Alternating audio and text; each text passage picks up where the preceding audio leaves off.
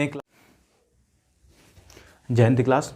आशा करते हैं आप सब ठीक होंगे और सबकी दिवाली अच्छी बीती होगी। और जैसा कि मैंने कहा था कि दिवाली के बाद से हम नया कोर्स जो अपना लाएंगे वो आज हम लाए हैं एंशिएंट हिस्ट्री से मॉडर्न हिस्ट्री तक, जो पूरा कंप्लीट होगा।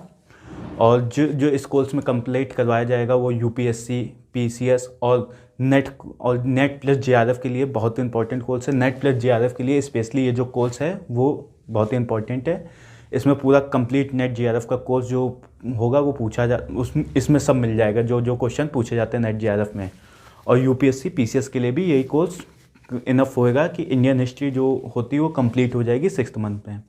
जो हम अपना नया युद्ध शुरू करने जा रहे हैं इसको युद्ध ही कहा जाएगा, क्योंकि जो महाभारत जो एक एपिसोड आता था उसमें नेशनल पे, तो उसमें एक कहावत कही गई थी कि पांडवों की भीड़ हो या कौरवों का नील हो, जो लड़ सका वही तो महान है। मतलब कि इसमें लड़ाई करनी है हमको, इस लड़ाई से हमें विजय पानी है और जो इस लड़ाई में विजय पा लेगा वही महान कहलाएगा।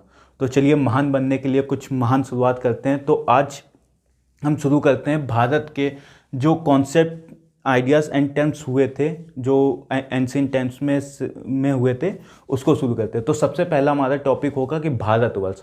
भारतवर्ष कैसे बना या इसका नाम कैसे पड़ा। तो चलिए चालू करते हैं। भारतवर्ष, भारत का नामकरण हमारा पहला टॉपिक है, भारत का नामकरण।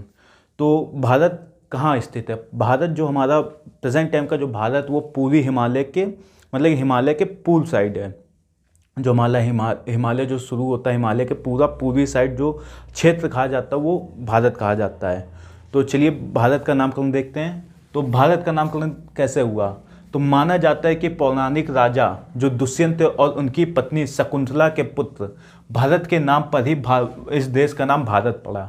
जो हमारे पौराणिक राजा थे दुष्यंत और उनकी पत्नी शकुंतला, उनके जो पुत्र हुए थे जिसका नाम भरत था, उसके नाम पर ही देश का नाम भारत पड़ा। इनके बारे में एक कहानी और प्रचलित है कि भारत ने, जो ये भरत थे, उन्होंने शेर का मुंह खोल के शेर के दांत गिन लिए, तो उनकी बहादुरी बहुत ज़्यादा थी। इस पीछे इस देश का नाम, मतलब भरत के बारे में जो बता रहे हैं कि भरत जो कितने ताकतवर थे, तो भरत का नाम जो भारत पड़ा वो भारत का अर्थ ही बताता है कि भारत भी एक ताकतवर देश है, जो भरत के नाम पर पड़ा भारत नाम। और आगे चलते हैं। भारत नाम सर्वप्रथम ऋग्वेद में मिलता है। तो भारत नाम सर्वप्रथम कौन से वेद में मिलता है? तो ऋग्वेद में मिलता है। कि कोई इंपॉर्टेंट क्वेश्चन है एग्जाम पॉइंट के व्यू से। और भारत शब्द सर्वप्रथम खारवेल के हाथी गुफा अभिलेख में है। तो भारत शब्द सर्वप्रथम किस अभिलेख में मिलता है? तो खारवेल ने जो हाथी गुम्फा अभिलेख, इसे हाथी गुफा भी कहा जाता है, हाथी गुम्फा भी अभिलेख भी कहा जाता है। तो ये ध्यान रखिएगा, हाथी गुफा या हाथी गुम्फा अभिलेख, उसमें भारत शब्द सर्वप्रथम मिलता है, नाम मिलता है। तो कौन से अभिलेख में भारत शब्द नाम मिलता है?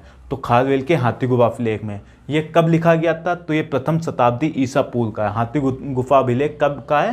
प्रथम शताब्दी ईसा पूर्व का। और भारतवर्ष को भरतों का देश भी कहा जाता है।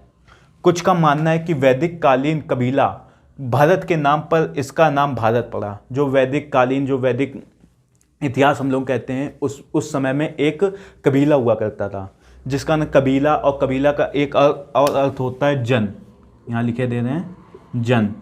इन दोनों का अर्थ मतलब कि एक समुदाय, एक छोटा समुदाय। जो आजकल हम लोग अंडमान निकोबार या पूर्वी क्षेत्र जो हमारा है नागालैंड, वहाँ जो कबीला आज भी हैं, तो उसका एक जो कबीला का नाम था वैदिक कालीन संस्कृति में भरत, उसके नाम पर ही इसका नाम भारत पड़ा। और अशोक के अभिलेखों में इसका नाम जम्बू द्वीप मिलता है। तो किसके अभिलेखों में भारत का नाम जम्बू द्वीप मिलता है? अशोक के। तो हम लोग वो भी सुनते हैं कि भारतवर्ष से जम्बू द्वीपे एक नगरी अयोध्या धाम की। तो वही पुराणों में जो हमारा जम्बू द्वीप है वही अशोक ने अपने अभिलेखों में भी बताया है। और ये जम्बू द्वीप जो बताया वो कौन से शिलालेख में है? तो प्रथम गौड़ शिलालेख में इसका नाम जम्बू द्वीप मिलता है। किसने बताया? अशोक ने। और पुराण जो थे हमारे, जिसमें हमारा भारतवर्ष का नाम भी जम्बू द्वीप ही मिलता है। जो अखंड भारत जो हम लोग कहते हैं कि जिसमें म्यांमार, बांग्लादेश, पाकिस्तान और नेपाल, जो श्रीलंका, ये सब मिला के जो आर्यावर्त या जम्बू द्वीप कहा जाता था वो कहा जाता था जम्बू द्वीप। और फारसियों ने इसे हिंदू शब्द का प्रयोग किया है। जो फारसी हम लोगों को सिंधु घाटी के पूर्वी क्षेत्र को वो जो कहते थे पूर्वी क्षेत्र जहाँ तक उन्होंने मतलब कि उन्होंने जहाँ तक खोजा था उत्तर प्रदेश के आसपास का एरिया जितना इन्होंने खोजा था फारसियों ने शुरुआत में, उन सबको हिंदू शब्द का प्रयोग किया था, मतलब कि वो हमको हिंदू कहते थे। और यहीं से ही भारत में वो फारसी जो थे वो सा को हा कहते थे, तो उन्होंने सिंधु को हिंदू कहा था। तो हिंदू शब्द का प्रयोग सर्वप्रथम किसने किया? फारसियों ने। तो फारसियों ने हिंदू शब्द का प्रयोग किया है। और अरबी ने भारतवर्ष को क्या कहा गया है? अल हिंद। तो अल हिंद किसने भारतवर्ष का नाम दिया है? तो अरबियों ने। चलिए जो भारत के अनेक नाम रह गए वो भी देख लेते हैं, और किसने क्या कहा है कि तुर्कियों ने क्या कहा है, यूनानियों ने इस देश को क्या कहा है, मनुस्मृति में इस देश को क्या कहा गया है, विष्णु पुराण में इस देश को कहा गया है। जो अनेक टर्म जो बचे हैं, जो कॉन्सेप्ट में जो आते हैं वो देख लेते हैं। चलिए आगे देखते हैं। जो हमारे तुर्क मुसलमान जो भारत आए थे, या तुर्क मुसलमानों को जो भारत के बारे में पता चला था, तो उन्होंने भारत को क्या नाम दिया था? तो उन्होंने भारत को हिंदुस्तान का नाम दिया था। जो हमारे तुर्क मुसलमान थे उन्होंने भारत को क्या नाम दिया, या भारतवर्ष को क्या नाम दिया? हिंदुस्तान। और यहाँ की भाषा को उन्होंने क्या कहा? हिंदवी कहा। हिंदवी कहा। तो तुर्क मुसलमानों ने भारत को क्या नाम दिया? हिंदुस्तान। और यहाँ की भाषा को क्या कहा? हिंदवी कहा। और यूनानियों ने भारत को क्या कहा? इंडिया कहा। तो यूनानियों ने भारत को क्या कहा? इंडिया। यूनानी और रोमवासी सिंधु को इंडस और इसके पूर्व की भूमि को इंडिया कहते थे। जो सिंधु नदी हमारी ऐसी है, भारत देश ये जो गया है कश्मीर का हिस्सा, सिंधु नदी यहाँ से निकल के ऐसे जाके ऐसे पाकिस्तान मिलती है। तो पहले भारत तो पूरा यहाँ से अफगानिस्तान लेके पाकिस्तान पूरा था। तो अब जो सिंधु नदी थी उसके जो पूर्व का क्षेत्र था, ये सिंधु नदी है, सिंधु, इसके जो पूर्व का क्षेत्र था उसको यूनानी और रोमवासी ने सिंधु जो इसके पूर्व के क्षेत्र को इंडिया कहा था, पूर्व की भूमि को। लेकिन जो पूर्व की भूमि जो इन लोगों ने यूनानी और रोमवासियों ने ढूंढी थी वो उत्तर प्रदेश, जो यहाँ यूपी और महाराष्ट्र के कुछ बॉर्डरों तक ही जा पाए थे, बिल्कुल साउथ में नहीं जा पाए थे। उन्होंने जो ये बताया था वो यहीं तक कि उन्होंने जो क्षेत्र बताया था वो इंडिया का क्षेत्र बताया था, बाकी वो दूसरा प्रदेश मानते थे। इसके आगे आप खोज नहीं पाए थे जब उन्होंने शुरुआत में आए थे एकदम। तो क्वेश्चन यहाँ से पूछेगा कि किसने वो सिंधु की पूर्व की भूमि को इंडिया कहा? तो यूनानी और रोमनवासी ने। और यूनानियों ने इंडिया भी कहा था और रोमवासी जो थे उन्होंने भी इंडिया कहा था। और सिंधु नदी को इन्होंने क्या कहा था? इंडस। जो सिंधु नदी थी उसको इन्होंने क्या नाम दिया? तो जो ये सिंधु नदी थी इसको इंडस नाम दिया था। और जो सिंधु नदी है ये ज्योग्राफी में बहुत ही इंपॉर्टेंट क्वेश्चन भी बनाती है सिंधु नदी के। इसका क्वेश्चन भी अधिकतर पेपरों में मिल जाता है। सिंधु नदी कहाँ मिलती है, कौन से डेल्टा में आती है, इसमें मिलने वाली नदी कौन कौन सी हैं, और इसमें जो नदी मिलती है वो कहाँ मिलती है, वगैरह वगैरह वगैरह जो क्वेश्चन है ज्योग्राफी में वो भी यहीं से पूछ लेता है सिंधु नदी। तो ये ज्योग्राफी भी जब चालू करिए तो ये भी इंपॉर्टेंट एक टॉपिक है वहाँ का। जो हमारी मनुस्मृति व भागवत पुराण है उसमें आर्यावर्त या देव निर्मित देश भारतवर्ष को कहा गया है। जैसे हम लोग ने जो रामायण देखी थी उसमें अभी नेशनल लगभग सभी ने देखी थी नेशनल में, तो उसमें एक वो चलता था कि आर्यावर्ते जन्मभूमि आर्यावर्ते एक नगरी है अयोध्या धाम की, ऐसे। तो जो अयोध्या का जो क्षेत्र बताया गया तो वो पूरे आर्यावर्त में बताया गया था कि अयोध्या जो राज करते थे, अयोध्या में जो राजा थे वो राज करते थे, वो पूरे भारत में राज करते थे, वो भारतवर्ष में राज करते थे। वो पूरा भारतवर्ष जो म्यांमार, पाकिस्तान, भूटान, श्रीलंका, नेपाल, अफगानिस्तान, इन सबको मिलाकर जो पुराना फिजिकल या किसी ने पुरानी बुकें जो देखी होंगी हिस्ट्री की, उसमें जो पूरा भारत दिखाया जाता है उसको पूरा जो देश कहा जाता था वो आर्यावर्त कहा जाता था। और विष्णु पुराण और मनुस्मृति व भागवत पुराण में इसे आर्यावर्त और देव निर्मित देश भी कहा जाता था। तो किसमें भारत को आर्यावर्त देव निर्मित देश कहते हैं? मनुस्मृति और भागवत पुराण में। और राजशेखर की काव्य मीमांसा में से आर्यावर्त कहा गया है। तो राजशेखर ने जो काव्य मीमांसा लिखी थी उसमें भारतवर्ष को क्या कहा गया है? आर्यावर्त। और विष्णु पुराण में भारतवर्ष को क्या कहा गया? सिंपली भारत कहा गया। और यहाँ की संतानें जो थी उन्हें भारतीय कहा गया है। एक ये क्वेश्चन इंपॉर्टेंट बनता है कि हेवन त्सांग, ये चाइनीज यात्री था जो भारत में आया था, उसने भारत को क्या कहा है? येनतू। तो एक क्वेश्चन ये बहुत ही इंपॉर्टेंट बनता है कि हेवन त्सांग ने भारत को क्या कहा है? येन तू। तो ये इंपॉर्टेंट क्वेश्चन ये देखिएगा, ये पेपरों में, नेट के पेपर में वो तो बहुत बार पूछा जा चुका है। और इसके बाद आता है कि आर्यों के आगमन के कारण ही भारत को आर्यावर्त भी कहा गया है। तो जो आर्य आए थे बाहर से भारत में, उनके आगमन के कारण भी आर्यावर्त कहा गया है। ये सब हम लोग आगे की क्लासों में देखेंगे। आर्य, अभी जो हम लोग कॉन्सेप्ट देख रहे हैं वो देख रहे हैं। चलिए जो हमारा अगला कॉन्सेप्ट है वो देखते हैं। जो हमारा अगला कॉन्सेप्ट है सभा, समिति और विधत। ये उत्तर वैदिक काल की राजनीतिक संस्थाएं थीं।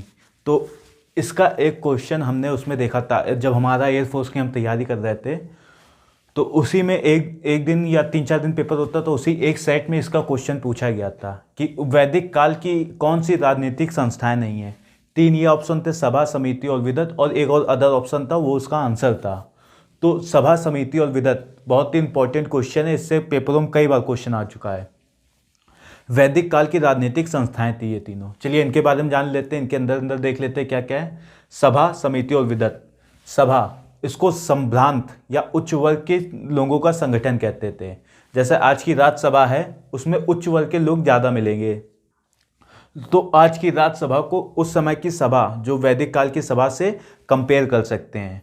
तो सभा कौन सी थी? उच्च लोगों या संभ्रांत लोगों का संगठन। और इसका ऋग्वेद में जिक्र कितनी बार हुआ? 8 बार। ये क्वेश्चन जो है ऋग्वेद में जिक्र वाला, ये वाला क्वेश्चन पेपरों में बहुत बार पूछा जा चुका है। तीनों का ऋग्वेद में जिक्र, ये जो 3 क्वेश्चन है, ये पेपरों में बहुत बार पूछा जा चुका है। तो सभा का ऋग्वेद में जिक्र कितनी बार हुआ? 8 बार। उसके आगे आते हैं समिति, जो साधारण लोगों की सभा संस्था होती थी। जैसे आज की लोकसभा, जिसमें साधारण लोग भी जाते हैं, आम चुनाव जीतते हैं, आम लोग भी चुनाव जीत के जाते हैं। तो ये साधारण लोगों की संस्था थी। और एक ये क्वेश्चन जो पेपरों में कई बार आपको देखने को मिलेगा कि समिति का ऋग्वेद में जिक्र कितनी बार हुआ है, ऋग्वेद में इसका शब्द कितनी बार आया है। तो इसका जिक्र 9 बार हुआ है समिति का। राजा का चुनाव करती थी। जैसे जो हमारी आज की लोकसभा है, वो सब चुन के जाते हैं, फिर उनकी एक सर्वदलीय बैठक होती है, फिर वो अपना सर्वदलीय नेता चुनते हैं, जिसको बाद में पीएम, आज का पीएम और उस समय का वो राजा कहा जाता था। तो ये इसको लोकसभा से समिति को कंपेयर कर सकते हैं। तो राजा का चुनाव कौन करती थी? समिति करती थी। और समिति के प्रधान को ईशान कहते हैं। जो समिति होती थी उसके प्रधान को क्या कहा जाता है? मतलब कि कोई भी कमेटी बनती है, उसका एक मेन बनाया जाता है, एक प्रधान बनाया जाता है, उसका कुछ नाम दिया जाता है। तो समिति का जो प्रधान था उसका क्या नाम दिया गया था? ईशान नाम दिया गया था। तो एक ये क्वेश्चन बनता है कि समिति के प्रधान को क्या नाम कहा जाता है? ईशान कहा जाता है। अगली हमारी विधत। ये सबसे प्राचीन संस्था कही जाती है। भारत की या वैदिक काल की सबसे प्राचीन राजनीतिक संस्था कौन सी कही जाती है? विधत। एक ये क्वेश्चन मिला। इसका ऋग्वेद में जिक्र कितनी बार हुआ? 122 बार। और महिलाएं भी इसमें भाग ले सकती थी। एक ये पॉइंट मिला है कि महिलाएं कौन सी उत्तर वैदिक काल की राजनीतिक संस्था में भाग ले सकती थी? तो वो विधत थी। और इसका पतन कब हुआ? उत्तर वैदिक काल में हुआ। तो चलिए हमारी जो अगली कॉन्सेप्ट है या टर्म है वो देख लेते हैं। ये हमारे कंप्लीट हो गए, सभा, विधत और समिति। जितना करवा रहे हैं पेपरों में पूछा जरूर गया है, कहीं ना कहीं किसी ना किसी पेपर में एक क्वेश्चन या दो क्वेश्चन यहाँ से आए जरूर हैं। तो बहुत ही इंपॉर्टेंट है, इससे मतलब कि बाहर आ सकता है, लेकिन मेनली यहीं से पूछा जाएगा। तो देख लीजिएगा एक बार, यहाँ से जरूर क्वेश्चन पूछा जाएगा। तो चलिए आगे चलते हैं, आगे देखते हैं पॉइंट। जो हमारी सभा, समिति और विधत का एक पॉइंट छूट गया, वो देख लेते हैं। फिर उसके आगे चलते हैं अगले कॉन्सेप्ट पे। जो अथर्ववेद था हमारा, उसमें सभा और समिति को प्रजापति की 2 पुत्री कहा गया है। तो अथर्ववेद में किसे प्रजापति की 2 पुत्री कहा गया? सभा और समिति को किसे नहीं कहा गया? विधत को। ये ध्यान रखिए, ये भी क्वेश्चन पेपरों में पूछा जा चुका है। वर्ण व्यवस्था, जो हमारा अगला कॉन्सेप्ट है वो है वर्ण व्यवस्था। इस वर्ण व्यवस्था का सर्वप्रथम जिक्र कहाँ मिलता है? ऋग्वेद के 10वें मंडल के पुरुष सूक्त में। तो वर्ण व्यवस्था का सर्वप्रथम जिक्र कहाँ मिलता है? पुरुष सूक्त में। कौन से? ऋग्वेद के 10वें मंडल में। और 10वें मंडल के अंदर भी किस में? पुरुष सूक्त में। इसके बाद ये क्वेश्चन एक हो गया कि इसके बाद वर्णों की संख्या कितनी बताई गई है? जैसे आज भी हम लोगों के यहाँ वर्ण जो बताए जाते हैं वो 4 बताए जाते हैं हिंदू कम्युनिटी में, जिसमें ब्राह्मण, क्षत्रिय, वैश्य व शूद्र। ब्राह्मण जो शिक्षा का कार्य करता था या पूजा पाठ का कार्य करता था, क्षत्रिय जो युद्ध करता था या अपने लोगों की रक्षा करता था, वैश्य जो व्यापार आदि करता था, और शूद्र जो इन तीनों को सेवा करता था। ये इनके कार्य थे। तो वर्णों की संख्या 4 थी।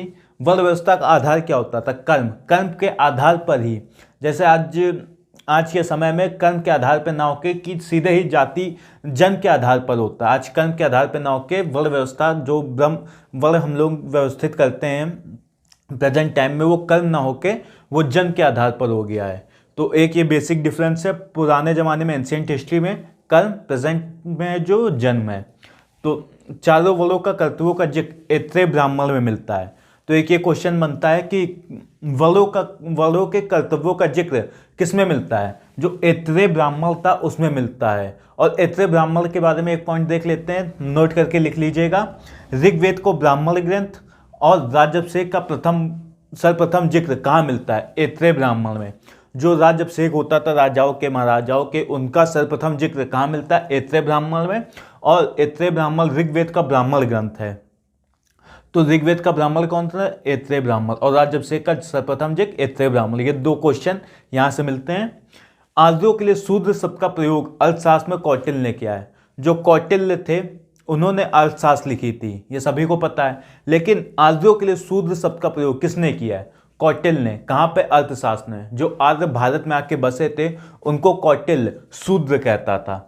और अल बरूनी जो मिडिवल हिस्ट्री में आएंगे, उन्होंने एक नोट करके ये भी लिख लीजिएगा, जितने पॉइंट ये लिख जरूर लीजिएगा।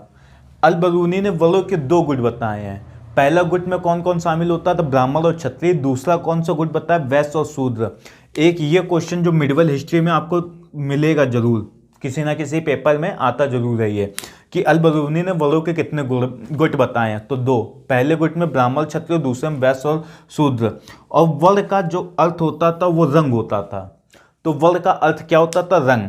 और ये जैसे हमने उसके कार्य बताए थे, कार्य क्या क्या होते हैं, तो ब्राह्मण के पूजा पाठ करना व शिक्षा देना, क्षत्रिय के युद्ध करना या अपने लोगों की रक्षा करना होता था, वैश्य या व्यवसाय करता था, और शूद्र तीनों की सेवा करता था। जो हमारे 3 कौन थे? वैश्य, वो ब्राह्मण, क्षत्रिय और वैश्य। इनकी सेवा कौन करता था? शूद्र करता था। और इनका धर्म, इनका कार्य कैसा निर्धारित होता था? वर्ण व्यवस्था का आधार जो होता है वो कैसे स्थापित होता? कर्म से। लेकिन प्रेजेंट टाइम पूछा जाएगा कि वर्ण व्यवस्था का आधार प्रेजेंट टाइम कैसे स्थापित होता है, कैसे निश्चय किया जाता है? तो जन्म से किया जाता है। तो एक ये बेसिक डिफरेंस है प्रेजेंट टाइम और एंशिएंट टाइम का। चलिए जो हमारे अगले कॉन्सेप्ट में बचे हैं वो देख लेते हैं। अगला हमारा कॉन्सेप्ट है आश्रम व्यवस्था। इसका सर्वप्रथम जिक्र ऐत्रेय ब्राह्मण हुआ है।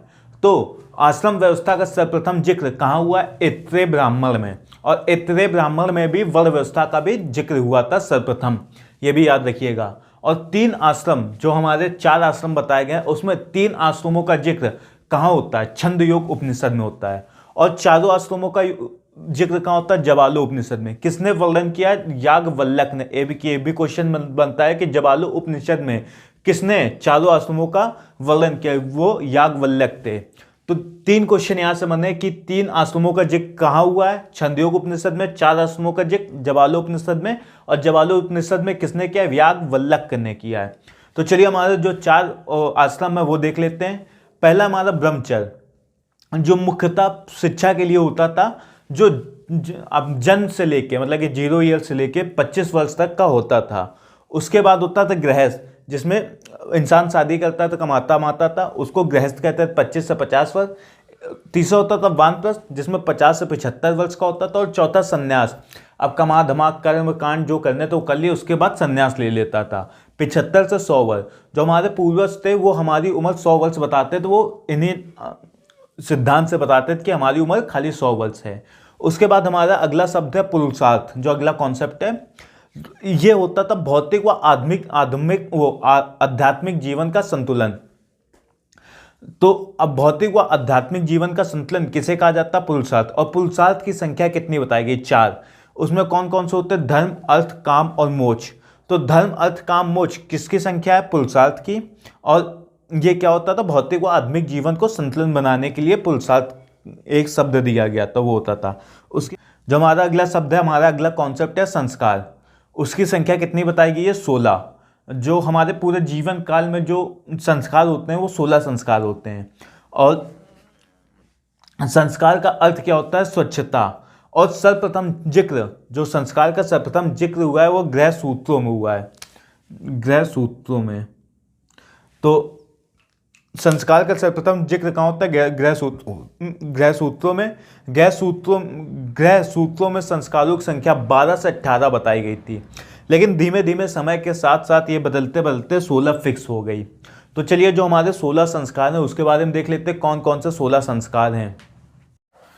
जो हमारे संस्कार थे, जो 16 प्रकार के संस्कार बताए गए, आइए देखते हैं उनके बारे में। 16 संस्कार देख लेते हैं कौन कौन से हैं। तो जन्म के पूर्व के संस्कार बताए गए हैं। पहला है गर्भाधान। जब हम अपनी माँ के गर्भ में आते हैं तो संस्कार वहीं से शुरू हो जाते हैं। तो पहला गर्भाधान, उसके बाद पुष्वन और सीमोत्तोनयन। तो क्वेश्चन इस प्रकार पूछा जाएगा कि जन्म के पूर्व के संस्कार इनमें से कौन कौन से नहीं है? तो 3 है, गर्भाधान, पुष्वन व सीमोत्तोनयन। ये जन्म के पूर्व के संस्कार हैं। और जो चौथा ऑप्शन होगा वो जन्म के पूर्व के संस्कार नहीं होंगे। बचपन के जो हम लोगों के संस्कार होते थे वो कौन कौन से होते थे? जातकर्मण। दूसरा नामकरण, जब हम लोगों का नाम दिया जाता। निजक्रमण, हम लोग जब पैदा होने के बाद घर से पहली बार निकाला जाता तो उसको निजक्रमण कहते थे। अन्नप्राशन, जब खाने का पहला कौर हम लोगों को खिलाया जाता तो उसको अन्नप्राशन कहते थे। चूड़ाकरण, बाल कटते थे जब गंजे होते हैं उसको चूड़ाकरण कहते थे। ये और कड़भेद, जब कान में बाली पहनाई जाती है तो उसको कड़भेद कहे जाते हैं। तो हमारे कितने हो गए? ये चौथा था जातकर्मण, पांचवा नामकरण, छठा निजकरण, सातवां अन्नप्राशन, आठवां चूड़ाकरण, नवा कड़भेद। तो हमारा 10वां जो संस्कार वो क्या है? विद्यारंभ। इसमें कुछ सीखना शुरू करते हैं, पढ़ाई से रिलेटेड, शिक्षा से रिलेटेड, या आसपास को देख के जो हम ग्रहण करते हैं वो कहाँ से शुरू होता है? कौन से संस्कार शुरू होता है? विद्यारंभ से। उसके बाद है उपनयन। शिक्षा के लिए गुरुकुल भेजा जाता है। तो शिक्षा के लिए गुरुकुल कौन से संस्कार में भेजा जाता है? उपनयन। और जब उपनयन होता है उसके बाद जो बच्चा होता है वह अपनी माँ के साथ खाना नहीं खाता है। तो कौन से संस्कार के बाद बच्चा अपनी माँ के साथ खाना नहीं खाता है? तो उपनयन। उसके बाद है वेदारंभ। इसमें वेदों का आरंभ होता है। वेद जो हम लोगों की शिक्षा का एक प्रमुख काल वो होता था, पार्ट होते थे एंशिएंट टाइम में, वो चालू होता था वेदारंभ। उसके बाद आता था वेशांत या केशांत। इसमें पहली बार दाढ़ी बनवाता था। तो पहली बार दाढ़ी किसमें बनवाता है? कौन से संस्कार में? वेशांत व केशांत के बाद। और जब पहली बार दाढ़ी बनवाता उसके बाद जो शिष्य होता है वो अपने गुरु को गोदान करता है। मतलब कि जो शिष्य होता है वह गुरु को गुरु दक्षिणा के रूप में गाय दान देता है। तो गाय, गुरु को गुरु दक्षिणा के रूप में गाय दान देना कौन से संस्कार में कहा गया? वेशांत में। और ये कब होता है? पहली बार दाढ़ी बनवाने के बाद। इसके बाद आता है समावर्मन। शिक्षा समाप्त करके घर लौटना। जब हमारी पढ़ाई लिखाई पूरी हो जाती है, शिक्षा कंप्लीट हो जाती है, उसके बाद जब हम वापस घर आते हैं उसको कौन सा संस्कार कहा गया है? समावर्मन। उसके बाद है विवाह, जो सबसे प्रमुख कहा गया है। तो सबसे प्रमुख संस्कार कौन सा माना जाता है? विवाह। उसके बाद है अंत्योष्ठी, इंसान खत्म हो गया, जय श्री राम हो गया उसका। फिर उसके बाद जो विवाह होता है उसमें स्मृतियों में 8 प्रकार के विवाह बताए गए हैं। तो स्मृतियों में कितने प्रकार के विवाह बताए गए हैं? तो 8 प्रकार के। तो चलिए 8 प्रकार के विवाह देख लेते हैं कौन से हैं। पहला है पैशाच, जो नशे में शादी हो जाती है उसको क्या कहा जाता है? पैशाच या पिशाच। जो आजकल पिशाच किस्म के लोग होते हैं जो नशे में अपनी बीवी या अपने वाइफ को मारते हैं, उनके लिए ये पिशाच या पैशाच कहा गया है। दूसरा होता था राक्षस, लड़की को किडनैप करके जो शादी हो जाती, जो विवाह हो जाता था उसको राक्षस कहते थे। तीसरा है गंधर्व, जो आजकल के ज़माने में बहुत हो रहा है, लव मैरिज, उसको कहते हैं गंधर्व। ये तीसरे प्रकार का विवाह है। चौथा है असुर, जो कि जो होता था पिता होता था, लड़की का पिता होता था, उसको अगर कोई एक बैल की जोड़ी दे जाता तो वह अपनी बेटी की विवाह उससे कर देता था। मतलब कि कोई एक अच्छे घर का आदमी किसी लड़की के पिता को 2 बैल दे के चला गया तो लड़की का पिता अपनी बेटी की शादी उससे कर देता था। तो उसको क्या कहा जाता था? असुर विवाह जो होते थे वो होते थे। चलिए जो आगे चार विवाह बाकी वो भी देख लेते हैं। हमारे जो स्मृतियों में 8 प्रकार के विवाह बताए गए थे उसके जो बचे हुए विवाह हैं वो देख लेते हैं। प्रजापत्य बिना दहेज के जो शादी होती थी उसको कौन सा संस्कार कहा जाता था? प्रजापत्य। और आर्स, कीमत लेकर शादी की जाती थी। देव, पुरोहित के साथ शादी, जो पुरोहित पंडित होते थे उनके साथ शादी को क्या कहा जाता? देव। और जो सबसे श्रेष्ठ मानी जाती थी वो ब्रह्म शादी होती थी, ब्रह्म। तो अगला जो हमारा कॉन्सेप्ट है वो अर्थशास्त्र है। अर्थशास्त्र किसके द्वारा लिखी गई? कौटिल्य के द्वारा लिखा गया। प्रथम राजनीतिक ग्रंथ मानते हैं, तो अर्थशास्त्र को प्रथम राजनीतिक ग्रंथ मानते हैं। और किसके द्वारा लिखा है? कौटिल्य के द्वारा। इसमें जो अंदर पूछा जाता है वो कैसे पूछा जाता है? इसकी भाषा, जो अर्थशास्त्र की भाषा है वो कौन सी है? संस्कृत है। अर्थशास्त्र में कितने श्लोक दिए गए? 6000। इसमें कितने अधिकरण है? 150। व प्रकरण कितने? 180। और कितने प्रकार के दास बताए गए? जो भारत में दास बताए गए वो कितने प्रकार के बताए गए थे? कौटिल्य के अनुसार 9 प्रकार के। और शैली कौन सी थी इसकी? सूत्र शैली। तो ये कुछ क्वेश्चन जो अंदर से पूछे जाते हैं ये इस प्रकार से पूछे जाते हैं। तो चलिए आगे चलते हैं। 1904 में अर्थशास्त्र को डॉक्टर आल शास्त्री जो थे उन्होंने 1904 में मैसूर संग्रहालय में अर्थशास्त्र को देखा था। और 1909 ईस्वी में इसको संस्कृत में व 1915 ईस्वी में इंग्लिश में प्रकाशित हुआ था। तो कब अर्थशास्त्र वो संस्कृत में प्रकाशित हुआ? 1909 में। वह इंग्लिश में कब प्रकाशित? 1915 में। और डॉक्टर शास्त्री ने इसे मैसूर संग्रहालय में कब देखा? 1904 में। अर्थशास्त्र में सर्वप्रथम स्त्री धन का उल्लेख है। तो सर्वप्रथम स्त्री धन का उल्लेख कहाँ मिलता है? अर्थशास्त्र में। एक ही इंपॉर्टेंट क्वेश्चन हो गया कि अर्थशास्त्र में सर्वप्रथम स्त्री धन का उल्लेख मिलता है। और एक ये भी इंपॉर्टेंट क्वेश्चन है कि अर्थशास्त्र में नगद वेतन का जिक्र मिलता है। जो हमारी अर्थशास्त्री उसमें नगद वेतन का भी जिक्र मिलता है। जैसे कौटिल्य हमारे कौन से काल के आते हैं? मौर्य काल के। तो मौर्य काल में जो उच्च अधिकारी होता था उसको 48,000 पर वार्षिक, व जो निम्न अधिकारी होता था, सबसे नीचे स्तर का अधिकारी होता था, उसको 60,000 पर वार्षिक मिलता था। तो जब मौर्य काल करेंगे हम तब हम इसके बारे में अधिक देखेंगे। तो अभी ऐसे ही जान लेते हैं कि सबसे मौर्य काल में सबसे अधिक जो सबसे ऊंचा अधिकारी होता उसको वार्षिक कितना रुपया मिलता था? 48,000 पर। और जो सबसे 48,000 पर हाँ वार्षिक होता था। और जो सबसे कम, जो सबसे निचले स्तर का अधिकारी होता था ग्रुप डी का, उसको कितना मिलता था? 60 पर वार्षिक मिलता था। और सप्तांक सिद्धांत का जिक्र है। जब कौटिल्य ने इसमें सप्तांक सिद्धांत का जिक्र दिया था, मतलब कि जो राज्य के 7 प्रमुख अंग बताए थे, वो 7 प्रमुख अंग कौन कौन से थे? सबसे पहला राजा, अगर राजा ही नहीं होगा तो राज्य क्या होगा? उसके बाद अमात्य, उसके मंत्री, जो उसके जैसे आज पीएम है, उसके जो मंत्रिमंडल होते हैं 6 प्रमुख होते हैं, वो अमात्य मान लीजिए, पीएम, मंत्रिमंडल। जनपद जो क्षेत्र होता था, मतलब कि जैसे आज का पीएम, उसका मंत्रिमंडल, उसका क्षेत्र भारत, उसका दुर्ग आज का दिल्ली, धन, टैक्स, सेना व मित्र, जो इसके मित्र होते थे। तो अर्थशास्त्र वो कौटिल्य ने कितने राज्य के 7 प्रमुख अंग कौन कौन से बताए? राजा, आमत, जनपद, दुर्ग, धन, सेना व मित्र। इसके बिना उन्होंने राज्य की कल्पना नहीं की थी। एक अच्छे राज्य की कल्पना जो कौटिल्य के द्वारा की गई थी वो इन 7 के बिना नहीं की गई थी। तो चलिए हम आगे चलते हैं। हमारे अगले जो वो बाकी हैं, कॉन्सेप्ट बाकी वो देख लेते हैं, टर्म्स बाकी हैं। अगले हमारा यज्ञ, जो हमारा अगला कॉन्सेप्ट है वो है यज्ञ। इसका जिक्र कहाँ होता है? ऋग्वेद में होता है। तो यज्ञ का जिक्र कहाँ होता है? ऋग्वेद में। और गृहस्थ आदमियों के लिए 5 यज्ञ बताए गए हैं। तो 5 यज्ञ कौन कौन से हैं? पहला है ब्रह्म यज्ञ, देव यज्ञ, पितृ यज्ञ, भूत यज्ञ और अतिथि यज्ञ। और राजा के लिए 4 यज्ञ बताए गए हैं। उसमें 4 इंपॉर्टेंट कौन कौन से? अश्वमेध, राजसूय, वाजपेयी और अग्निहोत्रम। तो क्वेश्चन इस प्रकार पूछेगा कि कौन सा यज्ञ राजा के लिए बताए गए हैं। तो 3 दे देगा, एक कोई दूसरा ऑप्शन दे देगा, या 2 दे देगा, 2 कोई ऑप्शन दे देगा। तो उसमें ऐसा पूछेगा पहला दूसरा, पहला तीसरा, या पहला चौथा, या दूसरा तीसरा, ऐसे क्वेश्चन पूछेगा। तो अश्वमेध का जिक्र धनदेव के अयोध्या अभिलेख में मिलता है। तो अश्वमेध का जिक्र अयोध्या अभिलेख में किसके द्वारा मिलता है? धनदेव के द्वारा। 4 अश्वमेध यज्ञ कराने वाला कौन सा राजा या शासक था? तो प्रबल सेन प्रथम था। ये कहाँ का था? वाकाटक का शासक था। तो चार अश्वमेध यज्ञ किसके द्वारा करवाए गए थे? प्रबलसेन प्रथम के द्वारा। इस जो जिल है हमारे, इसकी संख्या 3 बताई गई है। कौन कौन से? देवल, ऋषिल व प्रत्यरण।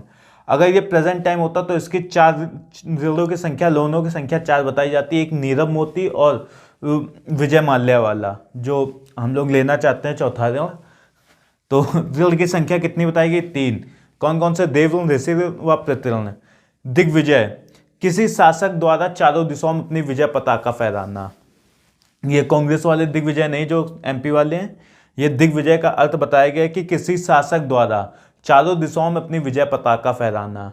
लेकिन जो एमपी वाले दिग्विजय, उनका एमपी में अपनी विजय नहीं फहरा पा रहे हैं, तो चारों दिशाओं में क्या फहराएंगे?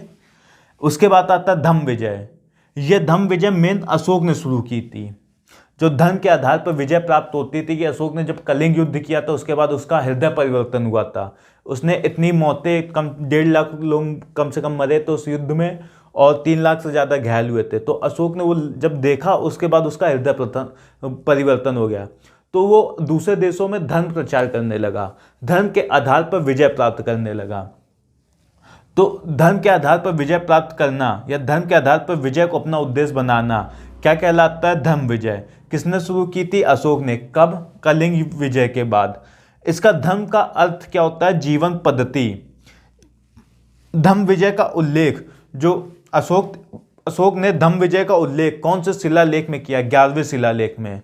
और कलिंग विजय का 13वें शिलालेख में। तो ये कंफ्यूजन बनी रहती है, ये ध्यान से देख लीजिएगा। धम्म विजय का उल्लेख कौन से शिलालेख में? 11वें। और कलिंग विजय का उल्लेख 13वें शिलालेख में है।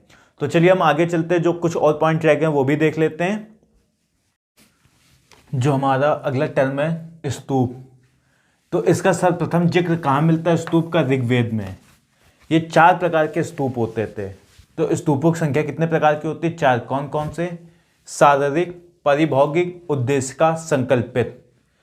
सबसे प्राचीन स्तूप कौन सा है? पिपरवा। किसके द्वारा बनाया गया? शाक्यों के द्वारा। तो प्राचीन स्तूप, क्वेश्चन इस प्रकार पूछा जाए कि सबसे प्राचीन स्तूप कौन सा है? पिपरवा। किसके द्वारा बनवाया गया था? शाक्यों के द्वारा। और मोहनजोदाड़ो में जो एक ये पॉइंट है, ये भी बहुत इंपॉर्टेंट पॉइंट बनता है कि मोहनजोदाड़ो में जो स्तूप मिला है वो कुशाल काल का है। तो काफी लोगों को यही नहीं पता है कि मोहनजोदाड़ो में भी स्तूप मिला था। तो मोहनजोदाड़ो में जो स्तूप मिला वो कौन से काल का है? वो कुशाल काल का है। उसके बाद आते हैं चैत्य। तो चैत्य जो हमारे होते थे वो बौद्धों के पूजा स्थल होते थे। और प्रमुख चैत्य कहाँ मिला है? जो सबसे प्रमुख चैत्य माना जाता, जो सबसे प्रमुख बौद्धों का पूजा स्थल माना जाता, तो वो कौन सा था? जो काल्ले जो महाराष्ट्र में एक जगह है काल्ले, वहां से मिला है। और ये किसके द्वारा बनाया गया था? सातवाहन काल के का था। जो बिहार होते बौद्धों का वालसावास के दौरान निवास स्थान होता था। जब बरसात का समय होता था, जब बौद्ध भिक्षु एक जगह से दूसरी जगह जाते थे, लेकिन वलसावास के दौरान जब वर्षा ऋतु होती थी, वो एक जगह रुकते थे, उसे ही बिहार कहा जाता। जहाँ वे रुकते थे, जिस गुफा के नीचे वो रुकते थे, उसे बिहार कहा जाता था। तो 4 माह का होता था जो बिहार होता था, वो 4 माह का होता था। बाद में शिक्षा के केंद्र बन गए थे, जैसे नालंदा विश्वविद्यालय, जो नालंदा था, नालंदा विश्वविद्यालय जिसे नालंदा महाविहार के नाम से भी जाना जाता है। बुद्ध के जो बुद्ध थे, महात्मा बुद्ध, उनके सर्वाधिक वर्षावास कहाँ हुए थे? श्रावस्ती में हुए थे। कितने हुए थे? 26 हुए। तो एक ये क्वेश्चन बनता है कि बुद्ध के सर्वाधिक वर्षावास कहाँ किए? श्रावस्ती में। कितने किए? 26। और प्रमुख शिक्षा के केंद्र जो बाद में बन गया था वो नालंदा महाविहार बन गया था। तो इसके बारे में भी नालंदा जब पढ़ेंगे तब नालंदा महाविहार और बौद्धों के बारे में पढ़ेंगे, तब इसके बारे में डिटेल में आगे देखेंगे। एक आता है शब्द श्रेणी। एक प्रकार का व्यवसाय करने वाले लोगों का समूह श्रेणी कहलाता है। तो इसका प्रमुख कौन होता था? श्रेणी का प्रमुख श्रेष्ठी होता था।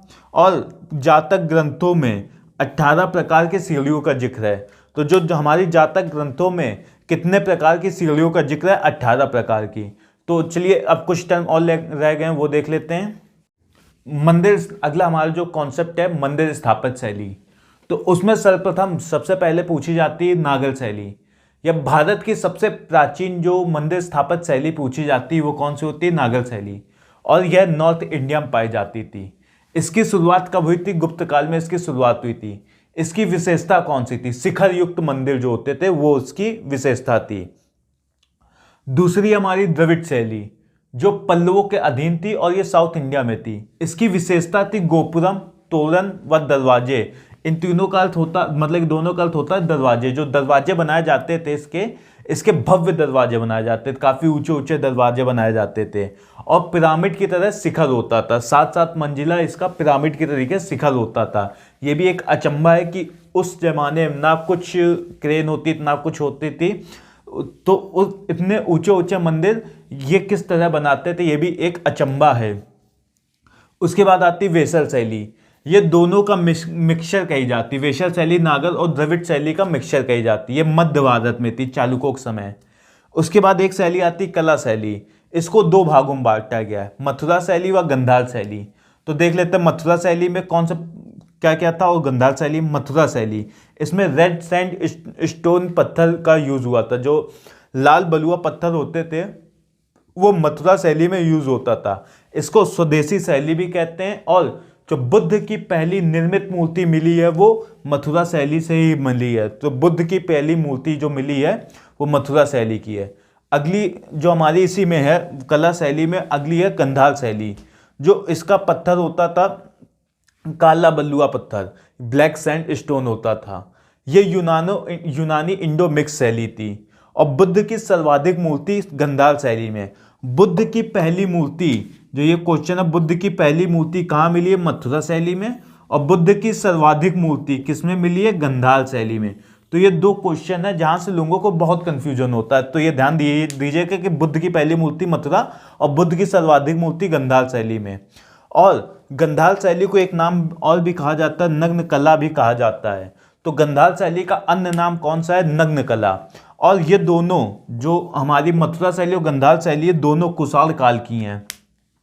तो कुशाण काल की कौन सी शैली है? मथुरा शैली व गंधार शैली है। तो चलिए 2-3 शैली और बची वो देख लेते हैं। जो हमारी स्थापत्य शैली रह गई थी, मंदिर स्थापत्य शैली 1-2 वो देख लेते हैं। तो हमारी अगली अमरावती शैली, ये सातवाहन काल की है। और 1-2 क्वेश्चन ऐसे पूछ लिए जाते हैं कि मंदिरों का नगर किसे कहा जाता है? अहल को। और रथ मंदिर किसके द्वारा बनवाए गए? पल्लवों के द्वारा। और उसके बाद आता है एक शब्द आता है विष्टि। विष्टि होता है काम के बदले मजदूरी ना मिलना। तो काम के बदले मजदूरी ना मिलना किसको कहा जाता है? विष्टि को। एक अगला शब्द आता है अग्रहार। ब्राह्मण व बौद्धों को कर मुक्त दान में दी गई भूमि। जो ब्राह्मण या बौद्ध होते तो उन्हें कर मुक्त जो दान में दी गई भूमि होती थी राजाओं द्वारा, महाराजाओं द्वारा या अमीरों द्वारा, उसको अग्रहार कहा जाता था। इसकी शुरुआत कब हुई? सातवाहन के समय। तो अग्रहार की शुरुआत किसके समय होती? सातवाहनों के समय। और सर्वाधिक दिए किसने? गुप्तों ने। इसकी शुरुआत, अग्रहार की शुरुआत सातवाहन समय और सर्वाधिक दिए गुप्तों ने। तो ये 2 क्वेश्चन इस प्रकार पूछे जाते हैं। और मध्यकाल में इस क्वेश्चन इस प्रकार पूछ लिया जाए कि मध्यकाल में अग्रहार को क्या कहा जाता था? इनाम भूमि, मदद ए सयूरगाल और मदद ए मास कहा जाता था। तो अग्रहार को मध्यकाल में इनाम, सयूरगाल और मदद ए मास कहा जाता था। तो चलिए 2 शब्द और बचे हैं, फिर देखते हैं आगे। अगला है हमारा अलवार संत। जो हमने पिछली क्लास में करनी थी उसमें अलवार और नैनार संत भी करवाए थे, तो देख लीजिएगा एक बार, इंपॉर्टेंट थे ये। तो अलवार संत ये साउथ में थे, उसके साउथ में थे और विष्णु को मानते थे। अलवार संत जो थे साउथ में थे, विष्णु को मानते थे। इनकी कुल संख्या, अलवार संतों की संख्या 12 थी और एकमात्र महिला संत कौन सी थी? अंडाला। और अंडाला को साउथ की मीरा कहते हैं। तो साउथ की मीरा किसे कहा जाता है? अंडाला को। और ये किस उससे थी? संप्रदाय से थी। तो अलवार संत किस कौन से संत से आती थी? अलवार संत से आती थी। अगले हमारे नैनार, इसकी संख्या 63 है और इसके उपासक, मतलब कि नैनार जो संत होते थे वो किसकी उपासना करते थे, किसकी पूजा करते थे? वो शिव की पूजा करते थे। तो चलिए आज के हमारा जो टॉपिक था वो खत्म होता है। और जो इसका, चलिए आज की क्लास यहीं खत्म करते हैं। जो कुछ टर्म्स बाकी हैं या कॉन्सेप्ट बाकी हो अगली हम क्लास में देखेंगे, कल की क्लास में देख लेंगे। और जो किसी को कुछ समझ में ना आए या कुछ किसी चीज़ में परेशानी हो, कोई शब्द ना समझ में आया, कुछ भाषा ना समझ में आए या कोई नया टॉपिक पढ़ना, वो नीचे कमेंट बॉक्स में लिख दे। और इसके जो है ये जो नोट्स आप जरूर बनाएं। इसके जो आप सुने ना, खाली इसके नोट्स भी लिखते चलें तो आपको बहुत ही सिंपल वे में जो हिस्ट्री होती है वो आपको मिलेगी। तो चलिए आज की क्लास यहीं समाप्त करते हैं। आज के लिए जय हिंद। फिर कल से इसके आगे मिलेंगे। तो जय हिंद।